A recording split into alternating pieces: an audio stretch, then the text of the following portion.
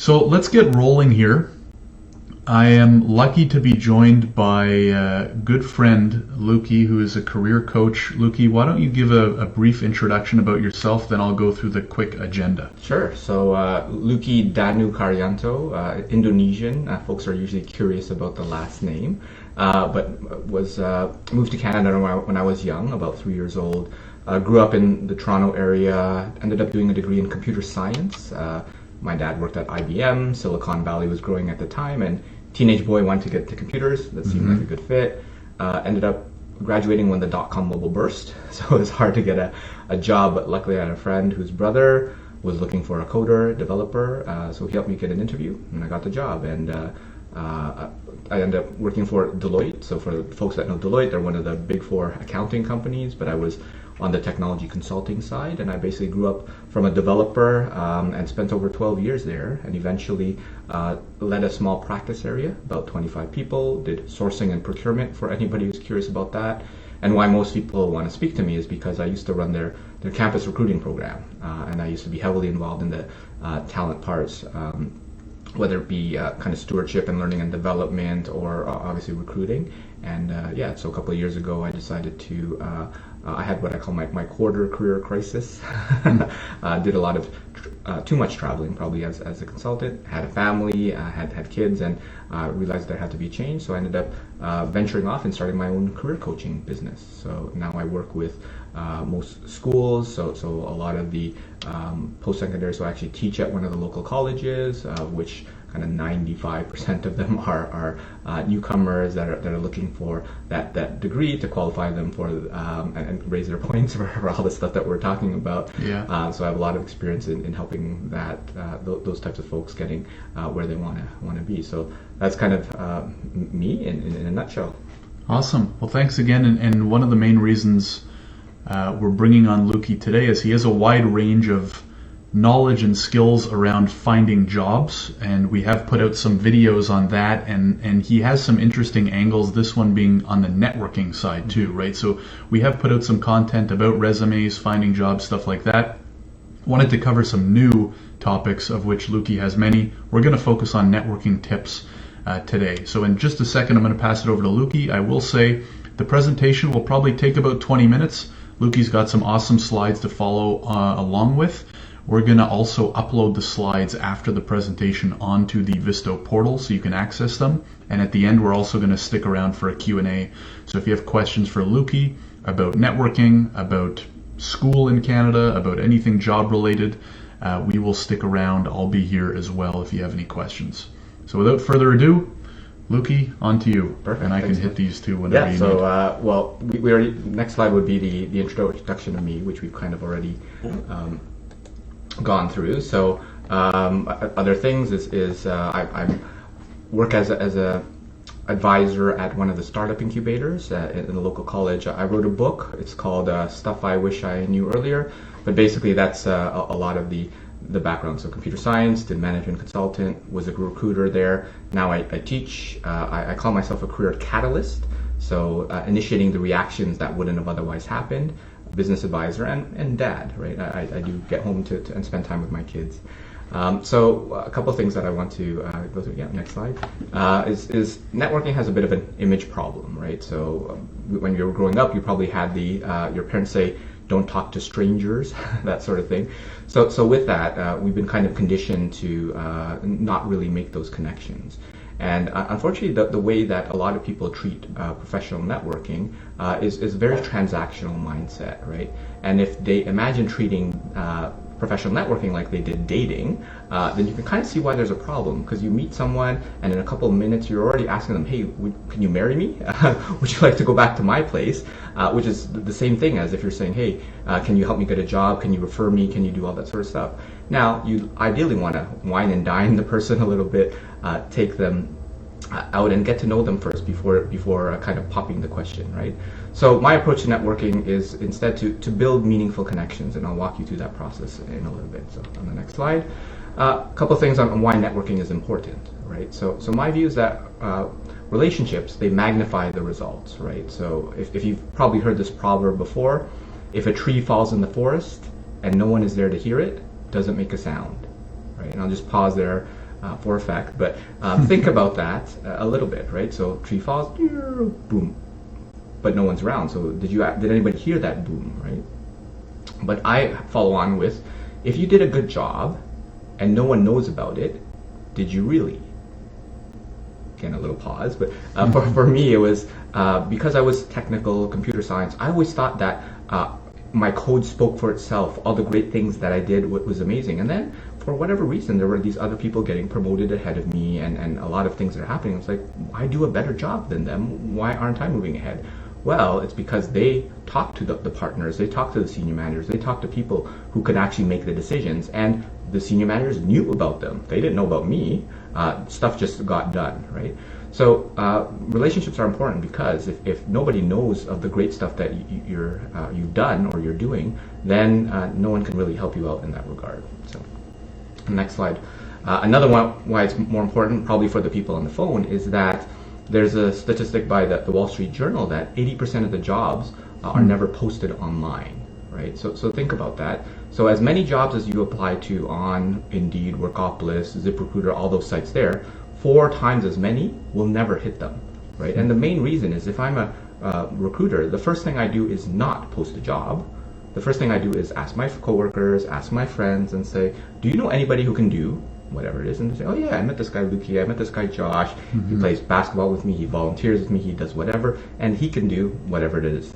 And they put him through the process, interviews and everything, and no posting. Or once in a while, because due to some regulatory requirements, they have to post online, but meanwhile this other person has already been selected, and you have to be an amazing candidate in order for you to kind of bypass that process.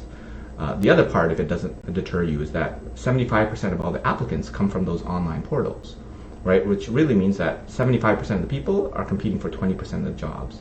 And the only way to get access to those 80% of the jobs is really through networking, right? That's what they call the hidden job market that you'll often hear from folks. So networking is one where you want to be that person that comes to mind whenever someone is looking for a future opportunity. So.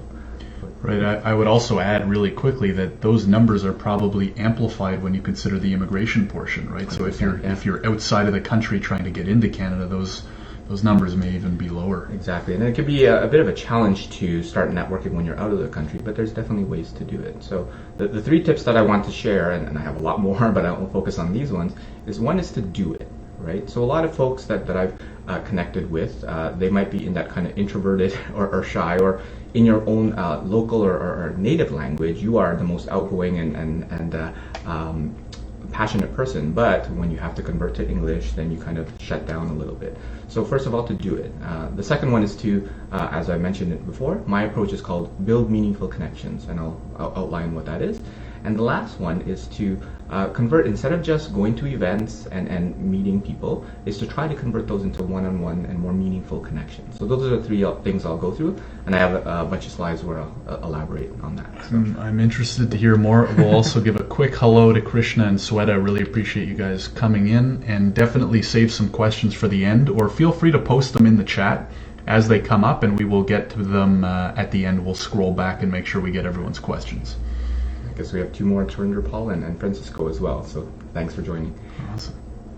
So a lot of folks, as I mentioned, and I kind of share the same thing, where even though English is my native, is my mother tongue, I was the shy, introverted computer scientist, right? So if you can remember kind of those stereotypical like geeky kids in the corner with kind of the propellers on their head, I never really talked to people, right? And a lot of people, they label themselves as introverts, and they label themselves as shy. But for me, they're actually 2 different things, right? So I'm naturally an introvert, which means that they get their energy from a small group of people. If I'm talking to someone one-on-one, it's perfect, it's great. 2-on-1, it gets a little bit less comfortable. 3-on-1, 4-on-1. When it gets 5 to 6-on-1, I kind of shut down, right? Mm-hmm. So that's kind of the natural state. Whereas some people, they're shy, and the difference between introvert and shy is that a shy person does not initiate. They're not the person on the bus talking to the person beside them, or saying hello just to a random classmate, that sort of thing that they haven't met. And a lot of folks, they're actually none of the 2. They're actually just new, right? So to that, a lot of folks haven't actually had to network, haven't actually had to connect with people, build meaningful connections, so they're just new. So I treat it like a skill. So for those of you who know how to swim, right, you weren't going into the pool and doing laps, right? You were probably drinking a lot of chlorine like me when I first started. Riding a bicycle, right? You weren't going up and down the street and doing well. You probably fell, you probably wobbled and all that sort of stuff. And the easiest example, because everyone knows how to type, if you don't know how to do one of those, when you were first learning to type, you were kind of the like two-finger hunting and pecking, but eventually you had added more, and now a lot of you don't even have to look, right?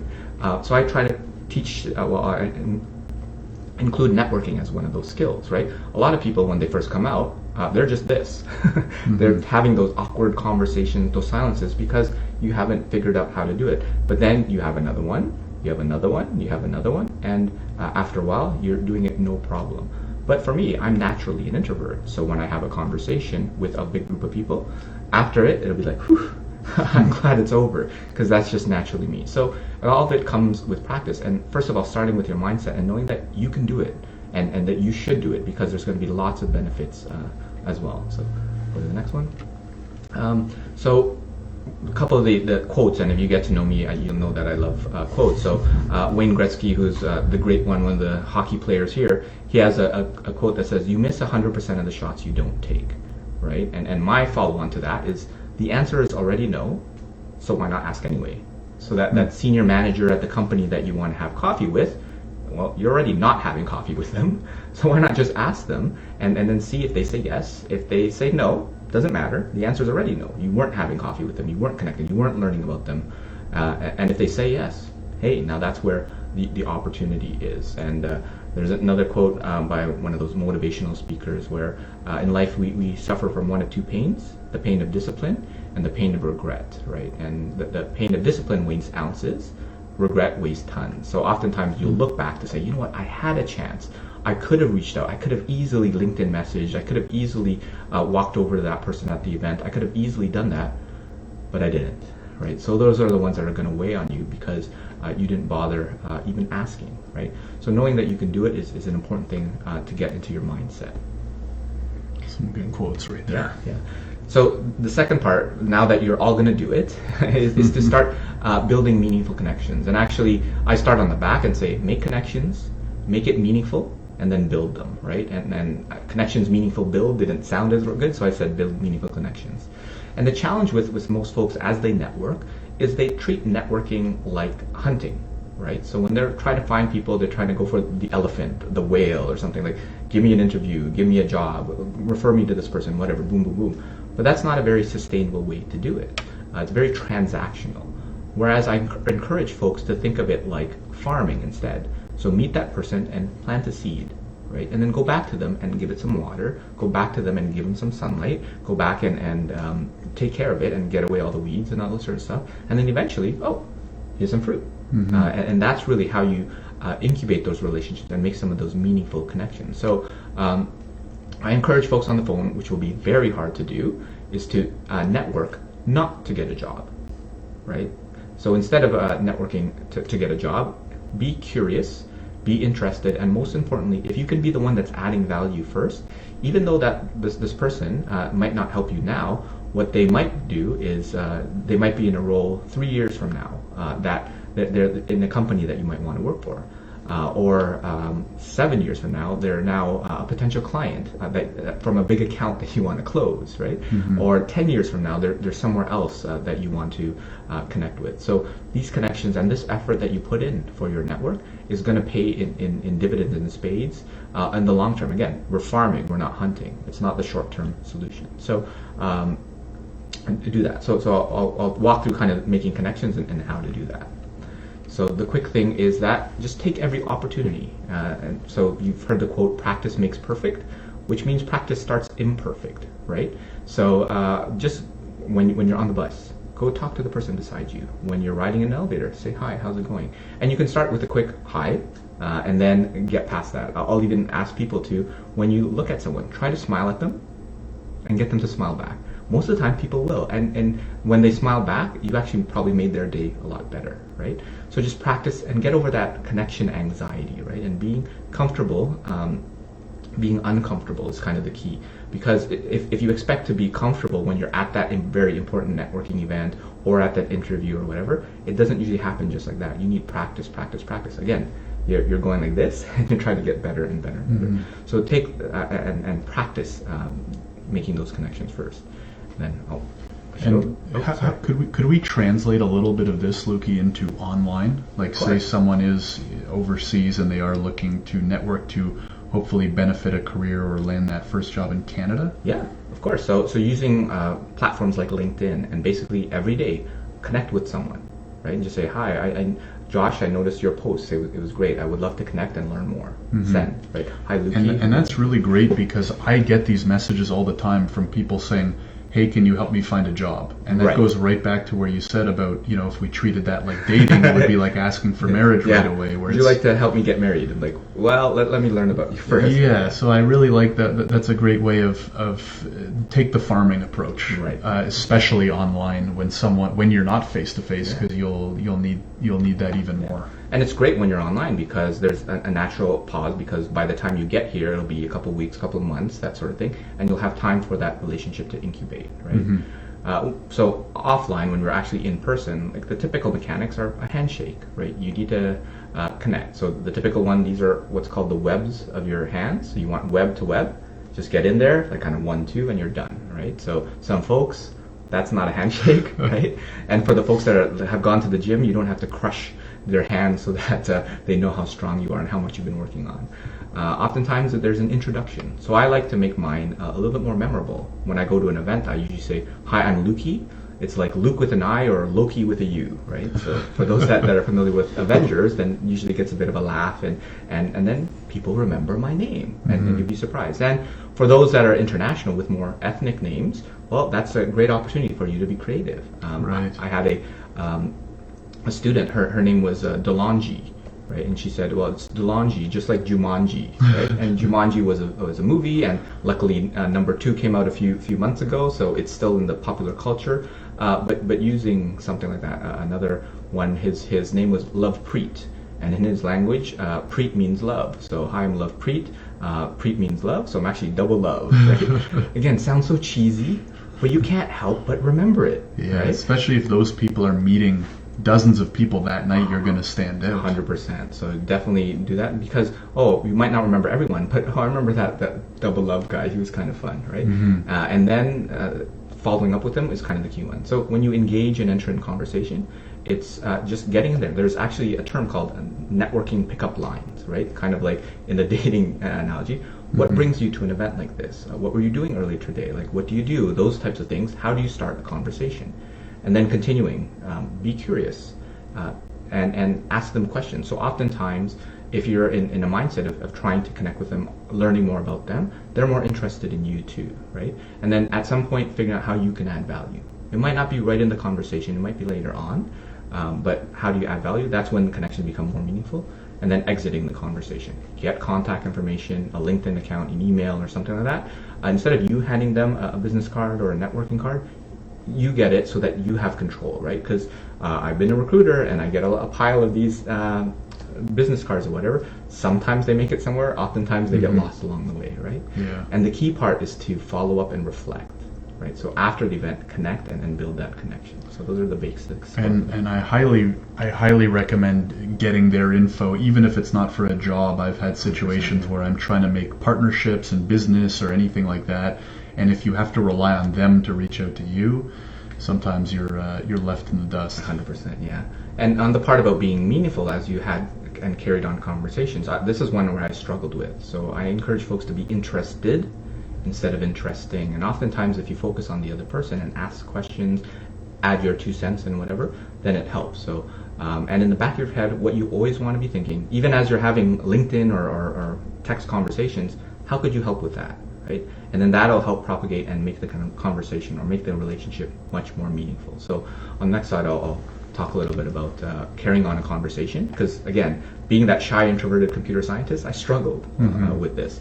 And 2 questions that or things that really help me is one, as simple as, and what about you, right? When someone asks you a question, how was your day? Fine. Okay, that kind of killed the conversation. Yeah. Well, then you say, and how about you, right? And turn the question back to them. And another one that was great is they say a sentence back, then that's interesting, tell me more, can be great. And I use the backdrop of a tennis ball there because having a conversation is kind of like playing tennis. Like you ask a question, they answer it, ask a question back, it goes back and forth. When you make a general statement, there's no natural progression for the ball to go back, right? A couple of other things is, why do you think that's the case? Even stating the obvious, like, oh, it's hot in here, there's a lot of people in here, it's loud in here. And sometimes that allows you to change the conversation. Notice something on themselves. That's a nice hat, pin, scarf, watch, whatever, because usually they have a story attached to it, and then that makes the conversation more meaningful to them. And try to find some sort of commonality. It's like, oh, you went to that school? I went to that school. You went to that school? I've never been, but I've always been interested in what it was like to go to that school. So learning how to carry on a conversation, and at the end of the day, it comes down to practice. Because I've been through all those awkward conversations, and again, it's like this, and then eventually it get better. So I promise you, it will get better if you look to improve. Then it's about the build, right? So after you meet that person at an event, send a LinkedIn connection, email them, because you'll be surprised at how many people don't. They just automatically assume that, okay, we're connected, we met each other, therefore my network is strong and I'll be able to get something out of there. Well, no, you have to build that. Remember, we're farming, right? We have to go back and make sure that the seeds are growing, it has enough water and sunlight. And most importantly, reflect and learn. So you had a coffee with someone, you went to an event, pick two things. One thing that you did well, and make sure you do it again, and one thing that you can improve on, and make sure you do that. So that the next event, you're 0.1% better, and then 0.1% better after that, and then if you know the effects of compound interest, it doesn't just work for money, it also works for the investment and improvement in yourself, right? Have a curiosity conversation. Some people call it informational interviews. Coffee chat really is what it is. Reconnect every few months. I do something as simple as scheduling it. I'll put a calendar invite 4 months, 5 months in advance and say, reconnect with Luki. And you'll get a pop-up that says, boop, reconnect with Luki. And you're like, what is this? Oh, yeah. Hey, Luki, how's it going? How's everything with whatever you talked about? Hope you're doing well. I just want to send a note to say I was thinking about you. And folks think, well, that sounds rather mechanical. And it's like something that a computer scientist thought up of. And I'm like, yes. But I ask you, well, what's the alternative? That you'll remember? And I'll be like, yeah, that's true. So scheduling those connections would be good. On social media, like, comment, share your posts. That gets some reactions out of folks. Figure out how you add value, and add value could be any one of those. Sending them even a recommendation for a restaurant to go to. It could be something like that because they said they like a particular cuisine of food. And most importantly, a lot of most importantly, but another important thing is that if they ask you to do something, so you should check out this book, you should look out this website or connect with this person. Next time you connect with them, make sure you did it. Because if someone gives me advice and I don't do it, what's the likelihood that they're going to share more advice, right? Well, I'm not going to bother because this person's not going to do anything anyway, right? So that's kind of the build part. And then understanding is for the future. Oh, and this is one where there's usually a build out, but imagine that you're connecting someone and you do it every 6 months, but not just 6 months. How about 6 years? Not just 6 years, 16, 26, 36 for some of us, if you have that much time. But what you don't know is that in 6 years, that person gets promoted to senior manager of a company you want to work for. Again, he gets connected to director. He gets promoted to VP or CXO.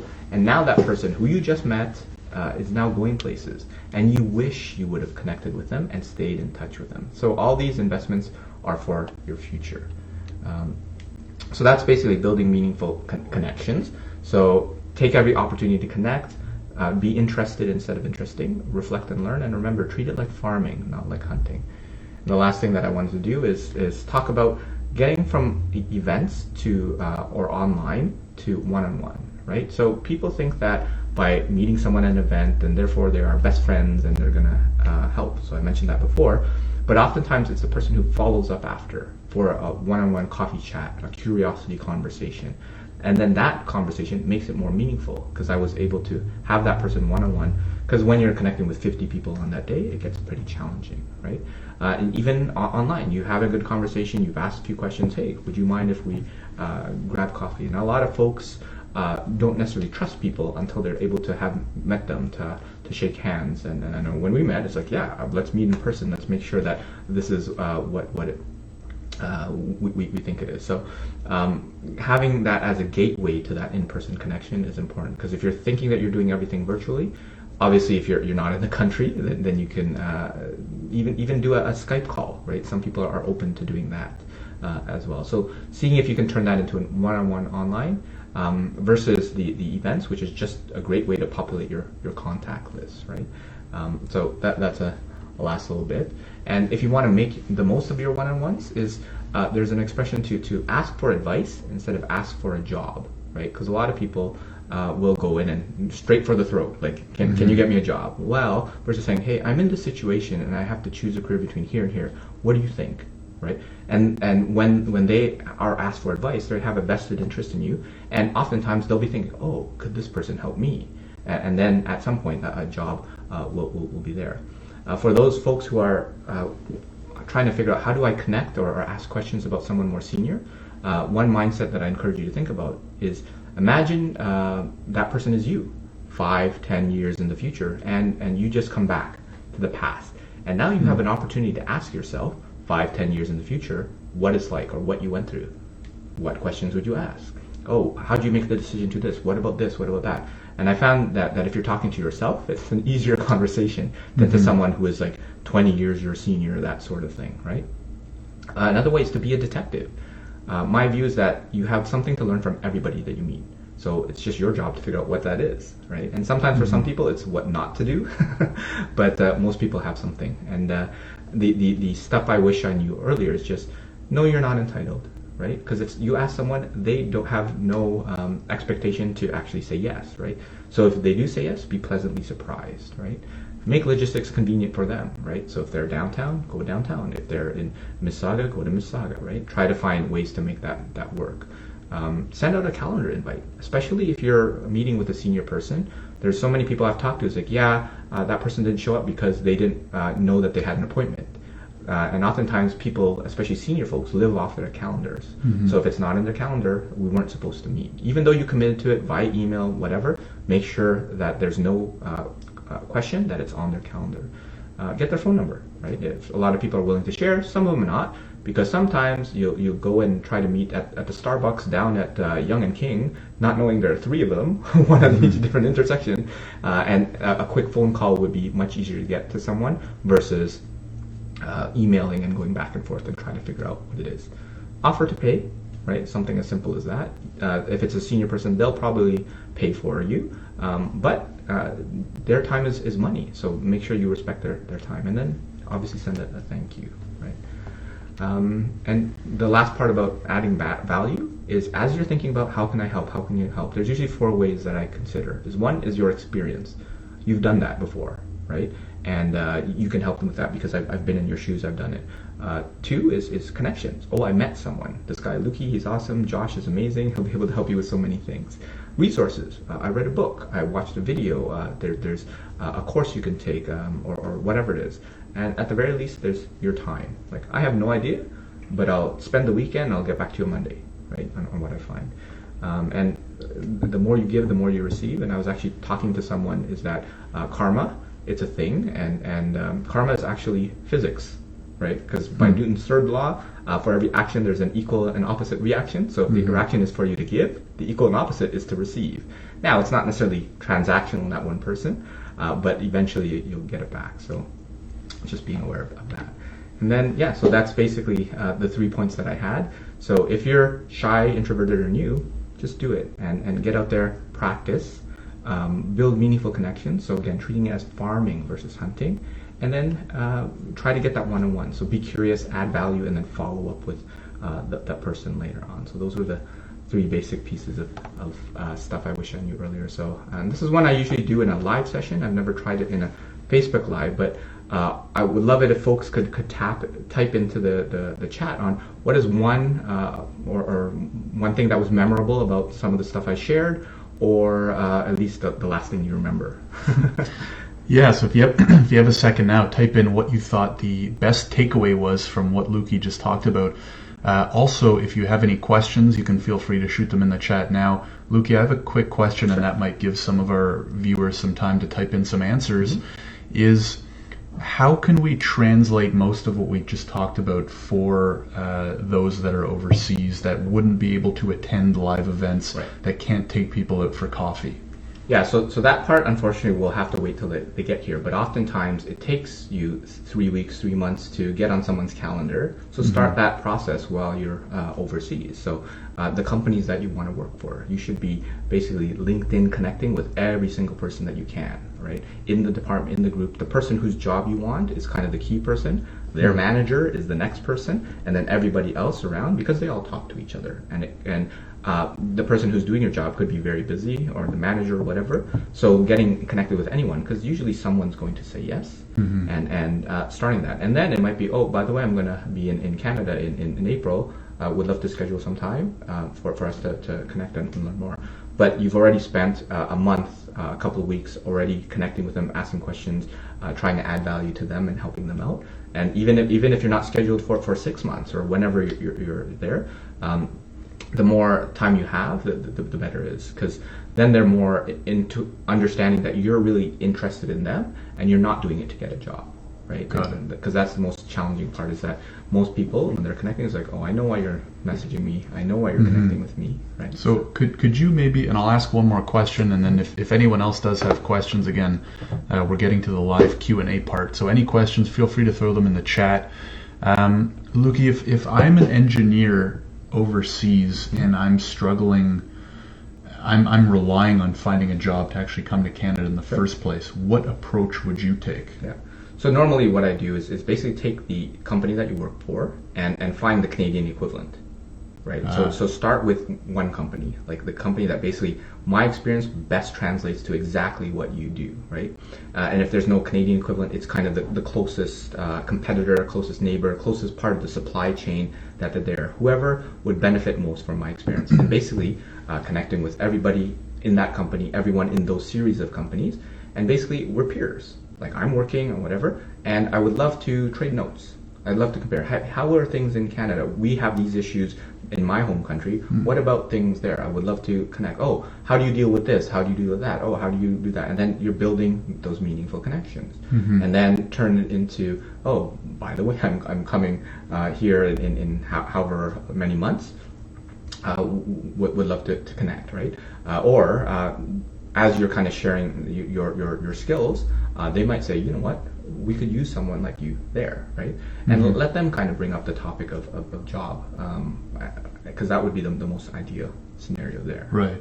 Yeah, I think that's so key. That would be my answer for the key takeaway, is how to approach especially those online connections, because I can speak from experience getting many messages from people just saying, can you help me find a job, before they even say who they are or what they do, which is totally backwards.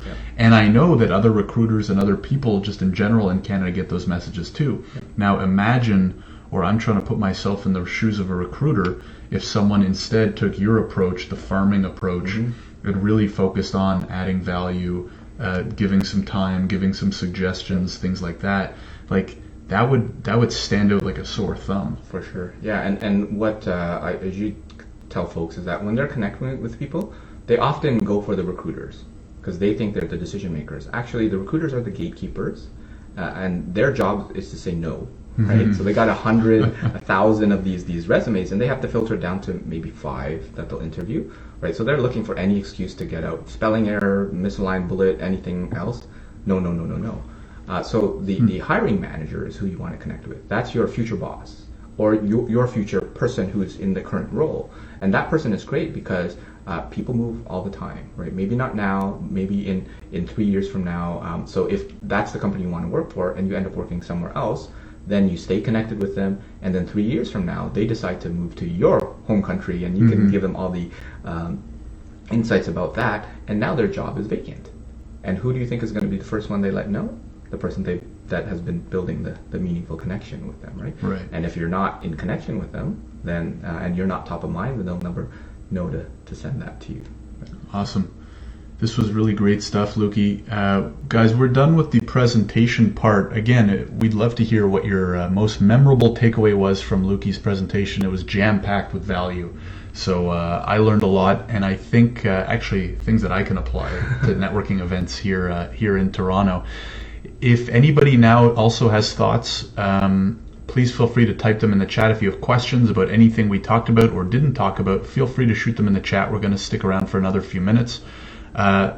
There's Luki's information. Luki, maybe you want to speak for a quick second about where people can find you if they do want to get in touch. Sure. LinkedIn is probably the best way to find me. So Luki Danu, and then I'll come up. There's not too many of us around there. But what I encourage you to do, if you're using LinkedIn, is to make sure you use the function where you can add a personalized note. Right? Because there's a statistic, you're 7 times more likely to get an acceptance. And that's not 7%, that's 700% more likely. Because there's so many people where they'll connect and no context, especially for someone not in kind of the Toronto or even in Canada. I don't know if they're going to be a spammer or someone else, so I'll often ignore them, right? So at least if there's some context, if they're not from here, I liked what you posted, so that's an easy way to connect with someone. If they're active on LinkedIn, if they're posting and liking and commenting, like and comment, and don't just say like thumbs up or 100% type of thing. Type something meaningful. Oh, I really like what you said about that, or how the article talked about this. And share something similar in your experience. And you can have that'll appear on their notifications, and then they'll see the connection request on that. Or put some sort of connection, try to avoid the job part of it, of the connection, and then that will help you do that. And then realize that not everyone accepts, not everyone's active on LinkedIn, not everyone checks it all the time. I have a colleague is like, I only check LinkedIn like twice a year, so you'll probably hear from me in 6 months. So and then I realized that I have to email him or text him in order to get at that person, right? Well, so and if you're going to connect with Luki on LinkedIn, add in the note that you found him on the Visto group in our live video, and that you really enjoyed it, or any other feedback you have for him. And that'll be, I would imagine, one way to get an easy accept. 100%, yeah. I would definitely accept those. And it gives me some context, right?